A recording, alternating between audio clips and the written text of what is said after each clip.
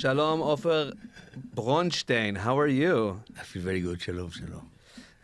Thank you for coming here to our studio in Jerusalem.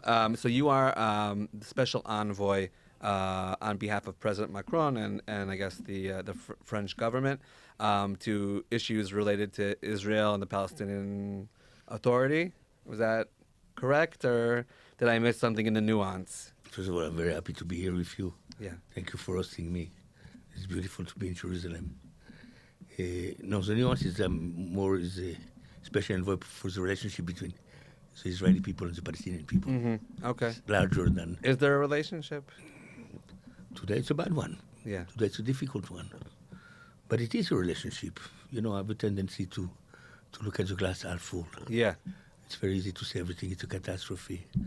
We're still, all of us, under the trauma of the 7th of October. Mm-hmm. And it's true that in this condition, Israel don't want to hear about the Palestinian, and the Palestinian don't want to hear about the Israeli. But at the same time, Israeli security people and Palestinian Authority people are meeting on a daily basis. Mm-hmm. Economy is still working. Palestinian buy Israeli product because they Right. don't have Yeah. something else. And the Israeli are buying some Palestinian products, especially in agriculture. It's not what it was. Mm-hmm. Before the 7th of October, it was better. And before the second Intifada, before the year 2000, Mm-hmm. it was much better. Yeah. Because as you know, today by Israeli laws, the Israeli cannot go into Palestinian territories. Right. And the Palestinian, only the one who have permit to work, Mm-hmm. are entering Israel. Right. So And a lot less than prior October 7th. Absolutely. Right. There was a lot more Workers are not entering. Right.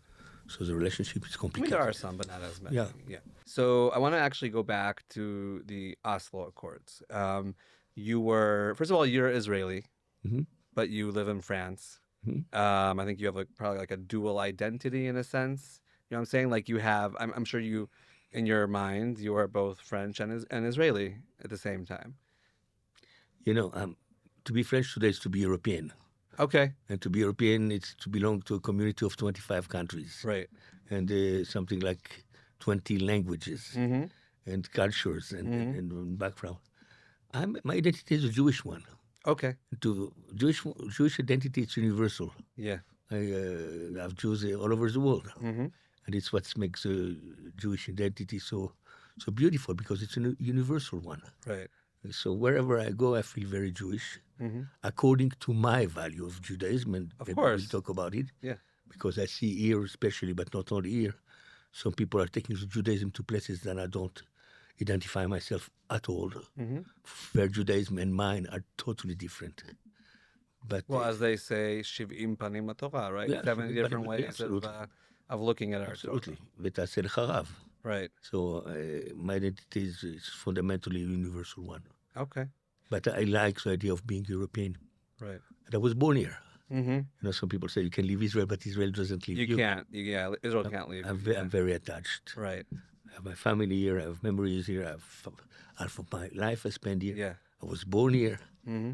so I feel very belonging. Right. So you were an advisor also to the late Prime Minister Zvika Rabin back in the day, and we're part of the team of the Oslo Accords, right? So or you were involved. I want to put it this way. Okay.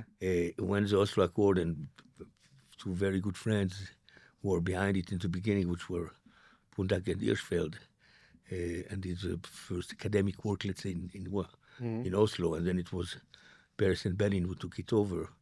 As you know, the relationship between Peres and Rabin were always very, Yeah, it wasn't very positive. very, very difficult. Yeah. And Rabin, because he was a soldier, he was very, not paranoid, but he was careful. Yeah. He didn't want to leave all this process only in the hand of Peres. Right, because Paris wasn't a military Yeah. person, And- or definitely didn't have a military personality. And back then, that was Israel, right? Even though it's kind of becoming again, in a sense. And the relationship was agreement with the Palestinian were multidimensional. Mm-hmm. Economical aspect, military aspect, security aspect, Right. political aspect, geographical aspect, water aspect, many part of it. And he asked me, as well as his deputy prime minister at the time, which was Ben Eliezer. Mm-hmm. Then he had, Fuad Ben Eliezer. he was very close to him because he was a military too. Right. and he was deputy prime minister. Mm-hmm. He asked me to go to.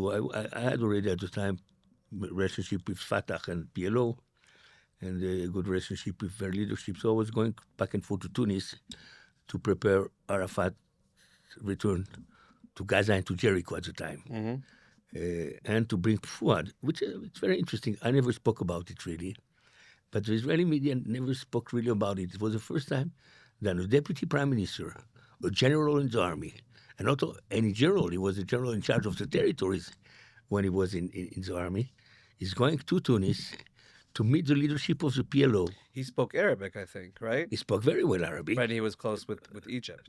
He was very close to Egypt. Yeah. He was Iraqi origin. Mm-hmm. So people were calling him Fuad. Yeah. It's a small story. He was Israeli military attaché I think it was in the 80s in Singapore. And it was a hostages issue. Some people came and took some hostages at the embassy in Singapore, and Golda Meir was prime minister at the time, and she called the embassy to know what's happening. And the answer, and she asked him, who is it? He said, it's Fuad. So, oh la la, they took over all the embassy with Arabs. So that was a funny story, yeah. Right. So okay. So back to the Oslo Accords. Yeah. Do you think the Oslo Accords, being, establishing the Palestinian Authority, etc., do you see that as a success? Again, I'm trying to look at things that positively.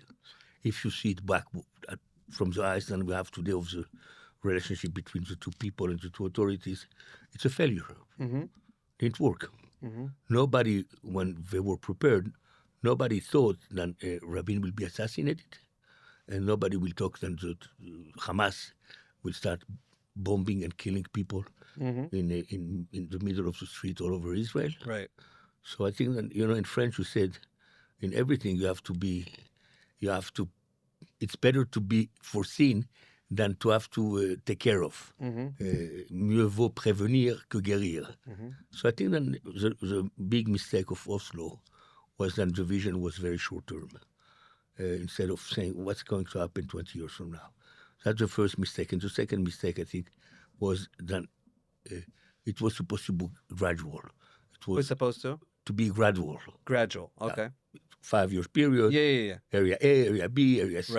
Right. First of all, Arafat is going to Gaza and to Jericho, Mm-hmm. and little by little is going to the other big city, etc., etc. And I think that was a mistake. That was a mistake. I think that we should have put everything on the table, all the issues on the table, and to resolve all of them once and for all. Even if it would have taken more time, it would have been more complicated, but it would, perspective look at, it would have been much healthier. We would have been somewhere else today. Mm-hmm. But do you actually think it was doable back in the day? Yeah, for a few reasons. I mean, most Israelis nowadays wouldn't agree with that. Yeah, I know. At the time, it would have been possible for a few reasons. Mm-hmm. First of all, it was in 1993. I was in elementary school, so it's one of the reasons that it should have been positive, because we had to take care of your generation and make sure that you will be in Jerusalem safe, and you'll be in Israel safe, and you will have Palestinian friends and come to your house for Passover, and you go for dinner at Ramadan in their house, and it's not the reality, and it's very sad. And many people I know were killed from terror attacks. That Yeah. I mean, for instance, they didn't really have guns before, right? I mean, obviously some did, but like most of them did not have guns before the Oslo Accords, right? I mean, that's a huge deal. Listen, someone who wants to kill, and the one I'll find a way to kill. Yeah, but still, it's the one who were committing terrorist attack on Israel after the Oslo Agreement was the Hamas, and the Hamas did not have weapon. It's the opposite.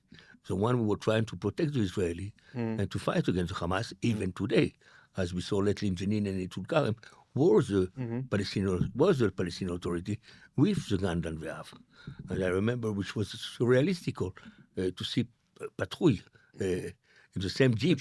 Patrol of Israeli and Palestinian security people. Each one carrying his gun, traveling together, making sure that Israeli and Palestinian people are secure. But let me go back to your question about what were the mistake and what could have been different. Mm-hmm. First of all, the relationship between Arafat and Rabin was a very interesting one. Mm-hmm. Rabin was a cash guy. He was a sabra. Mm-hmm. Was not a diplomatic guy. Right. You get what you see. And Paris was. Paris was the charmer. Paris Yeah. was Yeah. more European. European and yeah. And Rabin was a sabra, was Yeah. a military coming from the kibbutz. Blunt. Cash. Yeah. And one relationship with Arafat was interesting because when it was a no, it was a no. But when it was a yes, it was a yes. It was never a maybe, let's see, let's have a committee. No. So, and Arafat appreciated it because he knew that he can count on his word. Mm-hmm. And I remember when Rabin was assassinated, the first word of Arafat were, peace won't happen. Mm-hmm. Peace is over. And the only time that Arafat... Because Rabin was assassinated. Because Rabin was Okay. his friend. And you have to know the only time that Arafat came to Israel territory... Was for the funeral. Not the funeral. He did not come to the funeral. Who represented the Palestinian Authority was at the time the Minister of Foreign Affairs of the Palestinian Authority, Nabil Shad, and some Palestinian... But he came to the Shiva. Okay. He went to see Leah Rabin Yeah, he went to see that. in her house in Ramat Aviv. I remember the famous story, Yeah. photos of... Yeah. Yeah. So I think that one of the reasons was that we did not foresee that may happen. And the fact that Rabin got killed derailed all the process. Mm-hmm. I think I don't want to criticize Shimon Peres because he has a lot of rights in what Israel is becoming. But I think that one of the big mistakes of Shimon Peres after Rabin's assassination was he didn't want to be elected on the assassination of Rabin. Mm-hmm. The law by Israel took over immediately, but the law in Israel gave him 90 days Right. to go for election, and he did not take them. Mm-hmm. He didn't want to be elected on the shadow of Rabin. Mm-hmm. And he went to this adventure in Lebanon Yeah. to show that he's a military, that ended very badly by a catastrophe, then killed 250 children and women in Kana villages. And we know the rest of it. 3 o'clock in the morning, we went to sleep and we were sure that Peres won in 96. Mm-hmm. And at 7 o'clock, we knew that Bibi Netanyahu won. Right. And the rest is history. Yeah. And okay, so interesting. So you basically you become an advisor to President Macron in 2020, if I recall correctly. Yeah. And I think one of the explanations was that maybe you said is you think outside the box, meaning you're not going to just suggest a two-state solution. Right. Exactly. Doesn't need me for that. Right. By the way, I mean, do you think a two-state solution is feasible? First of all, let me emphasize why President Macron decided to give me, to ask me to do the work. First of all, I know the two society. Right. I know the leadership on both sides. Mm-hmm. I'm not a threat for anybody. I'm not a diplomat. I'm an immigrant. Mm-hmm. I'm not a didact. I'm not playing in the same court that some diplomats are playing or some bureaucrats are playing, whatever we call today the deep set is playing. Yeah. I'm an outsider trying to look for good ideas out of the box and trying to seek still the positive side of bringing Israel and Palestine together under the umbrella of France and Europe. I grew up in France after May 68, the uprising of the students. Mm-hmm. And one of the slogans at the time, and it's still a very important one, first was imagination pouvoir. Imagination into power. Mm-hmm. So the two-state solution, I don't see another solution for now. Which kind of two-state it will be, maybe. I remember once Nabil Shahdan was the Minister of Foreign Affairs of the Palestinian Authority in my house in Jaffa at the time. Told me, listen, we want a Palestinian state for 24 hours. Immediately after that, we have to do a confederation with the Jordanian. Mm-hmm. So the Palestinian state, it's not only a question of territories. It's not a question of Jerusalem or the refugees were the main issue. It's a question of bringing back, giving pride to the Palestinian, giving them the feeling, not the feeling, giving them independence, liberty, And I think that for that it's important. Now, But how it's going to work? But how can we give them liberty when we see everything that has happened, both in Gaza and in the West Bank? Okay, at the end of the day, there's so many people who were killed, so many, and obviously, right, every society has its extremes, right? Like, we're not going to say that everyone who is Israeli or Jewish is perfect, but the percentages are just very different. Like, when you poll people in Judea and Samaria, from the Palestinian side, okay, a majority supported at a certain point what Hamas did on October 7th. So how can we even go into any sort of negotiations with a group like that? First of all, I don't think that what you're telling me is accurate. I don't think that most of the Palestinian people are supporting what the Hamas did on 7th of October. It was surveys that were done very soon after, right? Obviously, as time goes by, things are more complex. Listen, I have a lot of Palestinian friends in Gaza as well, and I'm in contact with them on a daily basis. They're suffering, and they're very upset at the Hamas because they know, and the Hamas knew as well, that the response of Israel will be huge, will be very radical.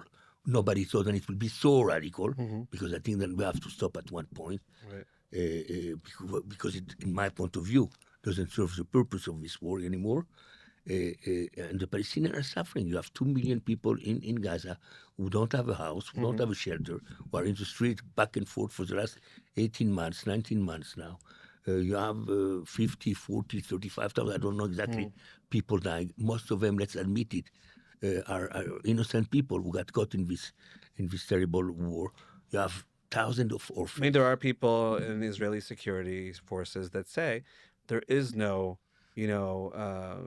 there are no families that are just innocent, because the amount of people that hid hostages, through the time, UNRWA teachers who held hostages, or participated in the October 7th massacre. So, like, it's very, so you may not have a membership card of Hamas, but Are you part of what's happened on the 7th of October or not? It's your question. not only that, but also afterwards.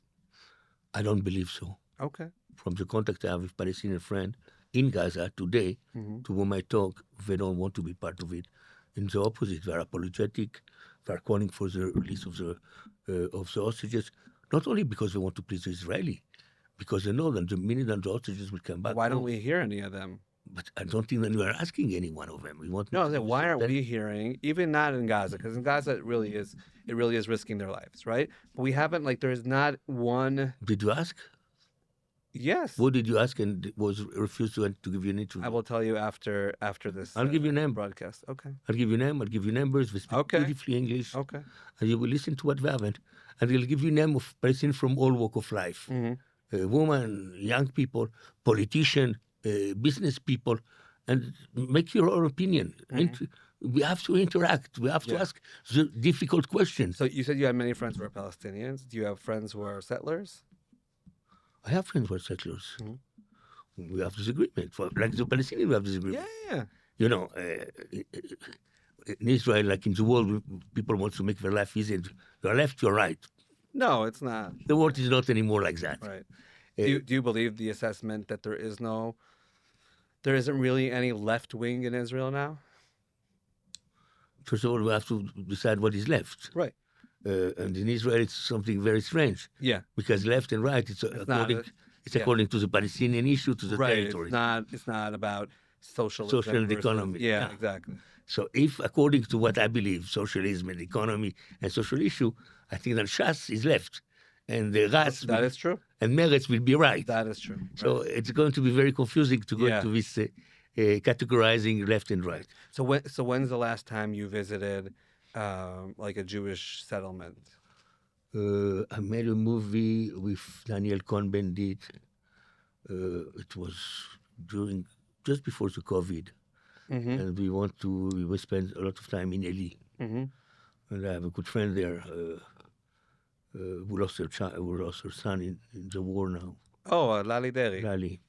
Yeah. She's a friend of mine. Yeah. Yeah, and I like a lot of Lari, as you can understand. Yeah. We don't agree, but she's Yes. doing, but she's a beautiful human being, Mm-hmm. and she does a very good couscous. Okay. And I I love. never had her couscous. You should, Okay. you should Okay. go have a Shabbat at Lali. Okay. So I think that was my last encounter of a settler in a settlement. Yeah. Because to meet settlers outside of settlements, I do. Mhm. I do. It's part of the jobs that I got, or the mission I got from Macron. If I want to take in consideration what they feel or what they think and how they see the solution, I want to do my job properly. Yeah. Okay. So do you meet also with like leadership of right-wing Israelis in order to try and promote? You We'll know, get to your plan in a few minutes, but are you in dialogue with them at all? absolutely. Okay. I met, I think, since he gave me this mission, President Macron, I think I met something like, I made an exchange with over 450 Israeli-Palestinian Mhm. from all walk of life. Mm-hmm. Young people, university people, East Jerusalem, settlers, religious, seculars, women, politician, business community in the Israeli side, settlers, military, intelligence, Mossad, Shabak. And my question was very simple to all of them. Give me an idea. And I got some fantastic idea. Mm-hmm. You know, because Europe began the same two-state solution or one-state solution, or we were there. Mm-hmm. It's nothing new. Right. And it's not the reason he asked me to come back with me. But we got, even from settlers, we got Yeah. some very A interesting few months idea. ago, I actually wrote a column with the same question. Yeah. I said, I personally don't support a two-state solution, and I don't support a one-state solution. Obviously, there's different versions of both of these, right? I mean, definitely the one-state solution has, two very dramatic opposites that could happen. And I also, for a few weeks here and there, I wrote about different, I would say dozens of people emailed me with interest. Some of them had interesting ideas. Some of them were, just like, I'm interested. I'll send you. Yeah, I'll send you the I stuff. would love to. I'll send you one. Of the interesting one was it was kind of creating some sort of like a United Nations in Jerusalem of the nations who would buy into some sort of regional peace. Why not? Yeah, it was interesting. But Who was the public then we were addressing to? so most of our readers are Maybe right, what we call right, religious, the soft right. not necessarily. Center. Everyone, people on the left think that we're right, and people on the right you're think we're left. It's meaningless. So, notice I said West Bank and then I said Judea and Samaria because otherwise I'll be criticized by one of the sides. So I think that's definitely interesting, and maybe we'll get into your plan, right? We don't have to get into all the points, but in general, what's your like elevator pitch? What is your plan for a peace? I don't even know if it's peace. No. It's the day after plan. Yeah, it's the after. Yeah. And it's called peace differently. Because again, to come to the same ideas, I don't know, we said to do the same thing twice and to expect a different result, it's to be stupid. Mm-hmm. And I'm trying not to be. So to say again the same the same thing that I think that all the agreements signed until now, including by Prime Minister Netanyahu, who signed very, very important agreement. Let's not forget. He was the first one and the only one so far who signed an agreement to dismantle Jewish from the heart of Judea and Samaria, as we call them, which was a community in Hebron. That's what the Bible calls it. Oh, okay. My grandfather came from Hebron. Okay. From my family on my mother's side and father's side, they came from Palestine, whatever was Palestine, for generation and generation, since they were expelled and killed in Spain 600 years ago. So even Prime Minister Netanyahu signed historical agreement with Yasser Arafat. Mm-hmm. And I remember Prime Minister Netanyahu didn't do him very good politically. Yeah. In 1996, I was cooperating with him.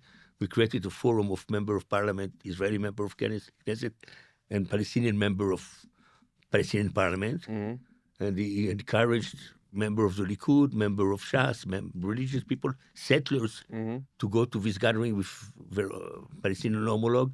Among the Palestinians, you had Marwan Barghouti, you had Jibril Rajoub. You had, Must have been interesting. it was fantastic.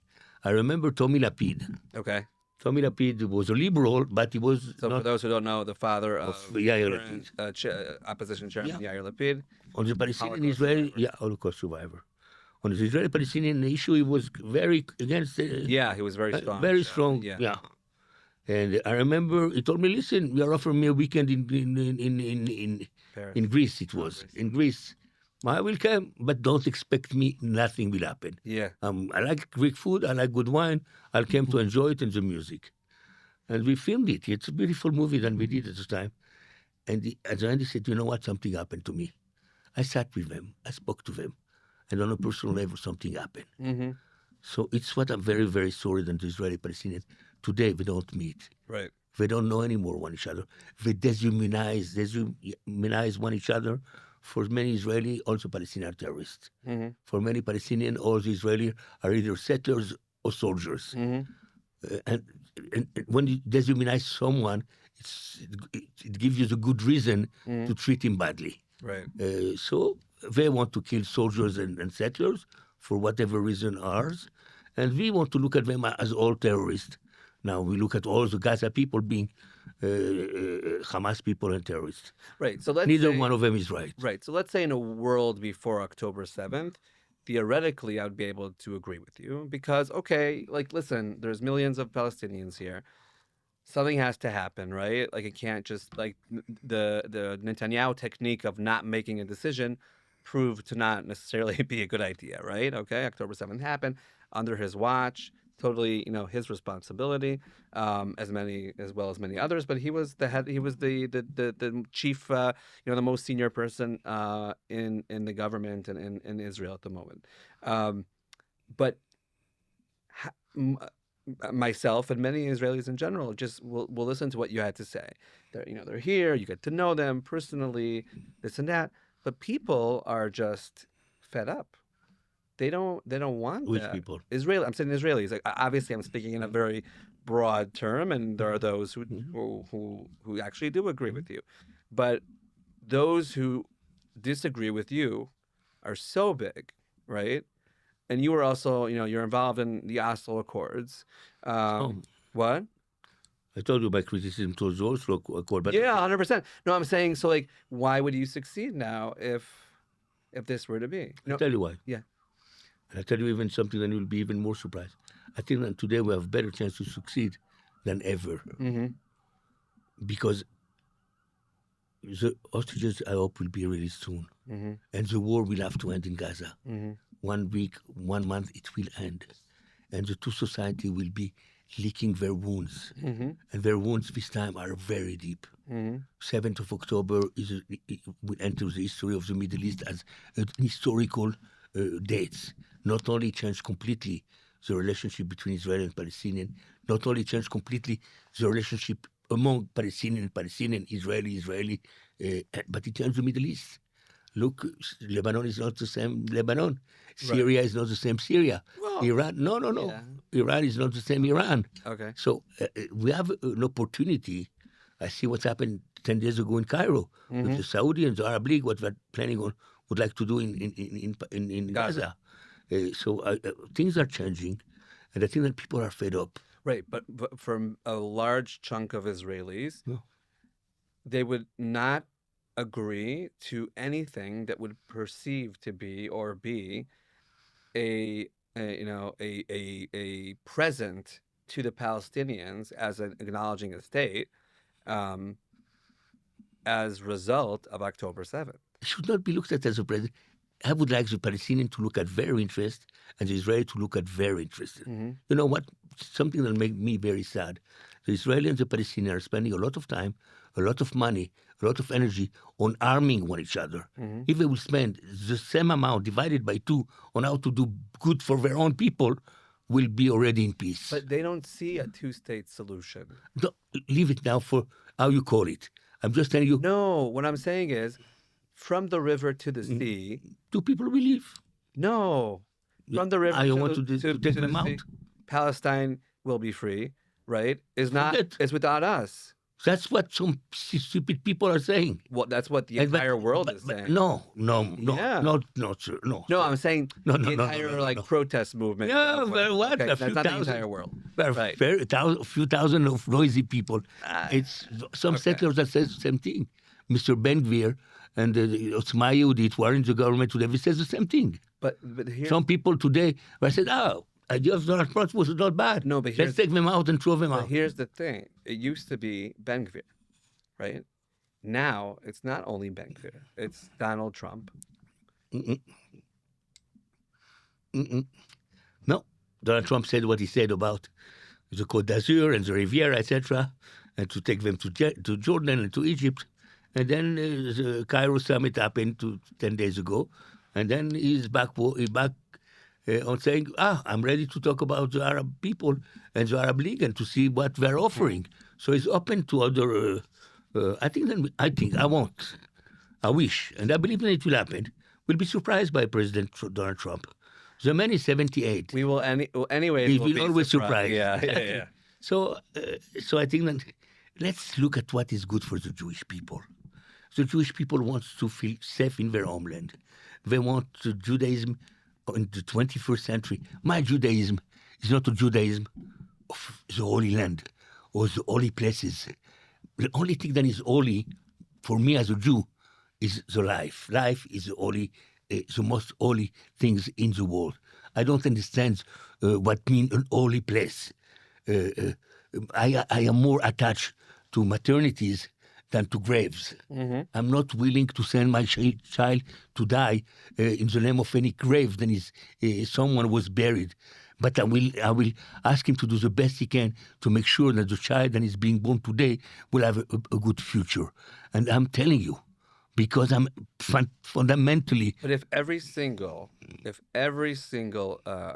initiative failed, okay, the amount of Israelis killed, huge, okay. Terrible. Civilians, let's even put soldiers out of the equation. Kids who were killed on October 7th, even in Judea and Samaria, where you have people who came in, killed babies, okay, and then get a stipend from the Palestinian Authority, etc. Like their families, or I don't know what. I'm just saying it's just, and forget about that. People on the Gaza border, right? People who lived in the kibbutzim, people who come from your ideology and your background. You don't know what is my ideology, and you don't know what's my background. No, don't. Okay, fine. Don't have shortcut. Okay, no problem. People who are in the peace movement, okay, who, by the way, saw life as something important, and therefore they would take Palestinian women, children, I don't know, whatever, through the crossing and take them to Israeli hospitals, right? They still on the refrigerators in Kfar Aza. You would see the schedule of who's driving them. Now they won't return to those kibbutzim unless something really dramatic happens, and there's that dramatic thing happening is nowhere in sight. Mr. Klein, I understand the sorrow and the deep wound of all the Jews and all the Israeli that were killed, or someone in their family or in their entourage was wounded for the last 35 years. And I understand the trauma, the terrible trauma of the horrible pogroms that was trying to target Jews, not only Israeli, but Jews. And I want to remind you that some Arabs and some Bedouins and a lot of foreigners got killed as well, and some of them are still hostages in Gaza. So it was not only, and I understand one of the things that I'm very sad about is, for me who knows both society very well, it's the lack of empathy today. When you tell the Israeli, look, yeah, I understand you are in pain, but look what's happening in Gaza. It's a catastrophe. Thousands of children are orphaned. Thousands of them don't have any arms and any legs. You have 100, 200,000. Who's to blame? No. I'm not going there. 1 second. Okay. Let's make it clear. Yeah. 7th of October, started by the Hamas terrible, monstrous attack. Mm-hmm. Agree. Period. Yeah. And I'm not the only one to say it. Mahmoud Abbas, the president of the Palestinian Authority, said it a few times. Mm-hmm. You started. It would have not happened And the sorrow and the damages to the Palestinian people would have not happened if you did not do the terrible attack on the 7th of October. So this is clear between us. We don't have to go, nothing to discuss. Saying so, we have a situation today. So I don't see my family here in Israel, when I'm telling them, but look what's happening in Gaza. Tell me, Ofer, we love you. We know that we want peace, but we don't want to deal with that now. Yeah. Leave us alone. Now we have our own fears, wound, and sorrow. And I speak to my Palestinian friend. I'm telling him, listen, what happened with the 7th of October, it's a huge trauma for the Israeli. They were hurt in the heart of Israel. Their existential life was threatened. And they're telling me the same thing. Listen, I have to find money send money to my mother for food. I have children that got killed. Right, my because family. we wouldn't let them in. So I'm telling you, both people today are crying, and both people are wounded, and each one of them is looking at his own sorrow and pain. But I want to believe that the Jews in us, then we do zoom out and say, listen, how can we end the suffering? And you repeated a few times during this interview of so many Jews and so many Israelis who are being killed or being threatened for the last 35 years, 40 years, 50 years even. And for the Palestinians, the same thing. What to do to bring back to the Palestinian dignity? You know, I don't know, when it was last time that we were in one of the queue, in one of the checkpoint to go to work. I'm talking about before 7th of October. You know, when you have a Palestinian who wake up at 2 o'clock in the morning and spend 5-6 hours to enter Israel, to go to work, to be at work at 8 o'clock, come back at 6 o'clock, 7 o'clock, 8 o'clock in the morning, in the evening to his house, and then to wake up again because he had a 4 hours queue and he's being humiliated by a young soldier that can be his daughter. It's difficult for them. Okay, but what if the majority of the Palestinian society, okay, would actually embrace, the Oslo Accords, embrace all these initiatives of Jews who are so, what's his name, Israeli businessman who Eyal Waldman, who had a has they have in Gaza, but also in the West Bank, where Jews and Palestinians, exactly, his daughter was killed, and he's a good friend and he's a great guy. Right. So I'm saying these are people, as you said, with Jewish values of tikkun olam, of peace, right? And we keep on falling there because we really are a nation that has a big heart, though the world doesn't see it. But how can we keep on making that mistake? Something has to change. Mr. Klein, again, we can go on and on, you and me, and see what all the failure both people had for the last 100 years, okay, before the state of Israel. It won't bring us, I believe it won't. Let's sit together and think of what can be done tomorrow to save the life of the young person, Israeli Jews, that is being born here, even for the young Palestinian Tikkun Olam, and is being born in Gaza or in Ramallah. What can we do for our children and the next generation? You know the difference between a politician and a statesman? A politician think about his next election. Yeah. A statesman think about the next generation. I agree. I think that we have a lack everywhere in the world of state people. We're saying, I don't care if I'm elected or no. I want to take the right way. I want the grandchildren of Mr. Klein, the children of Mr. Bronchstein, of Mahmoud and of Nasser to live in a place. I came from Europe. We had 100 million people destroyed only 70 years ago.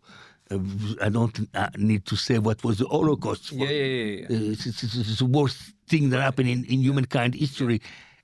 Europe destroyed. Yeah. Gaza looked like Euro Disney close to the destruction of Europe. Right. I'm sorry to do the metaphor.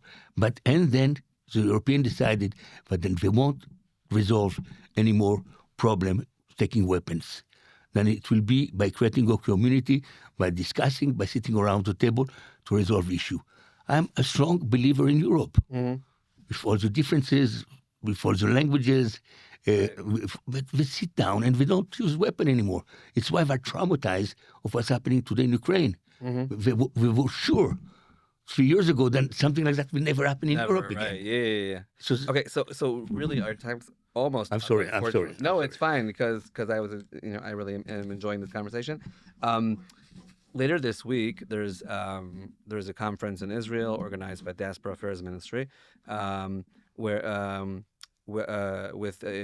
basically there was a huge uproar because many people who were invited are in the extreme right in political parties across Europe, and a lot of criticism. So one of the people speaking there is Jordan Bardella, from Marine Le Pen's party.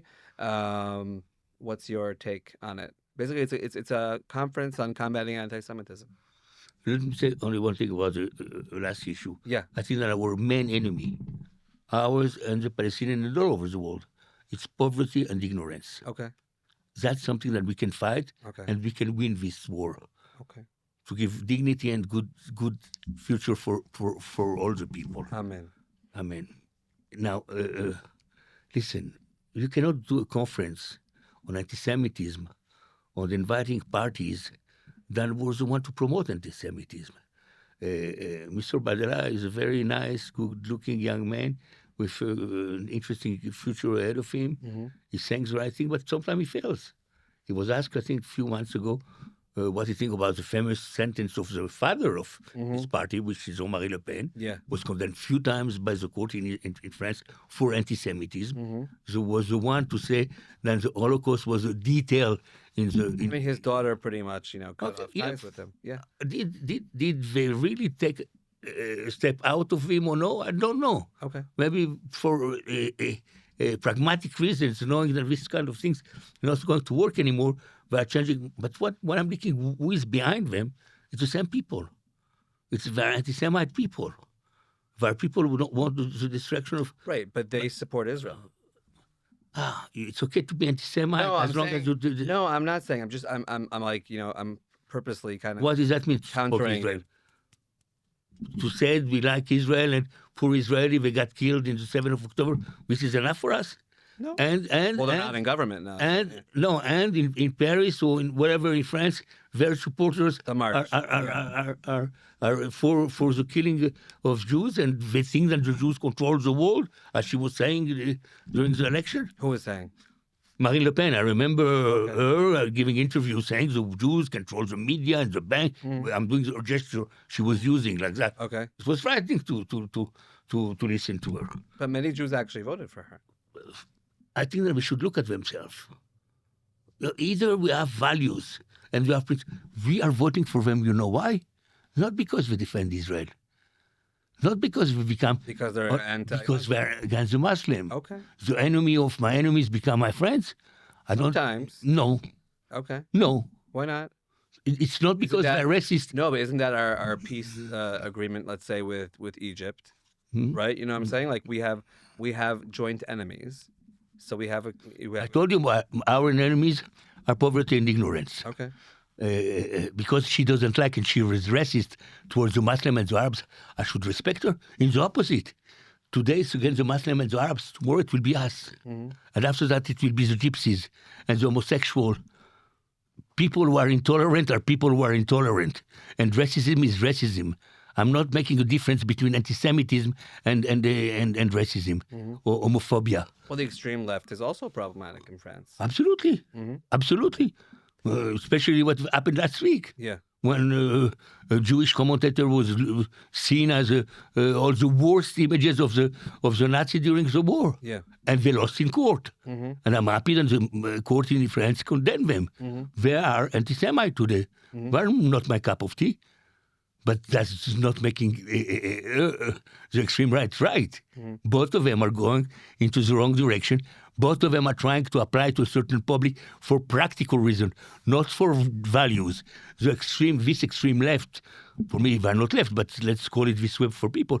They want to please the Muslim and the Arabs in the election. Yeah. And they don't get it, but it's not another issue. And she decided that she wants to please the Jews to get their vote. Both of them are doing it for the wrong reasons. Well, that's politicians. So values. Yeah.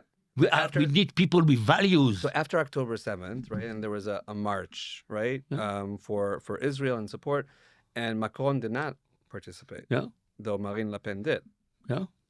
So, but what is the question? So why didn't he participate? I It was a advise huge event.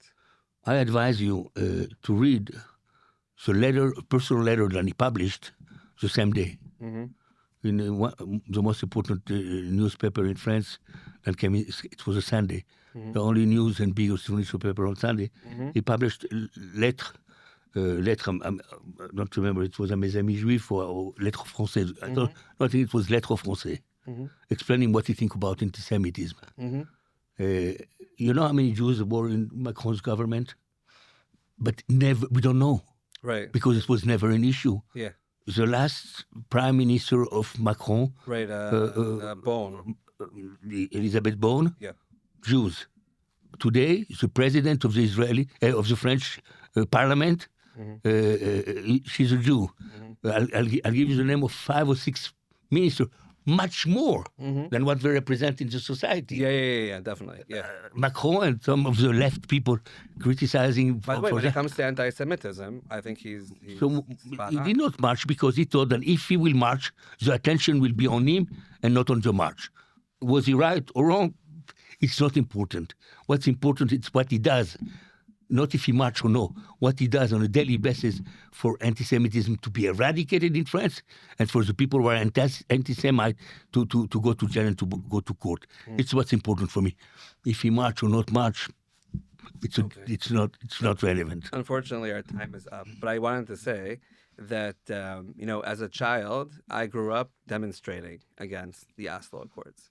As a kid, like that was, extracurricular activities. That said, I think, speaking to you, I think you are, whether I agree or not, and I don't agree with a lot of things you said, I think, we're at a time where Jews, even amongst ourselves, let's start there, need to speak to each other and not just I'm very themselves. concerned. I'm very concerned. So am I.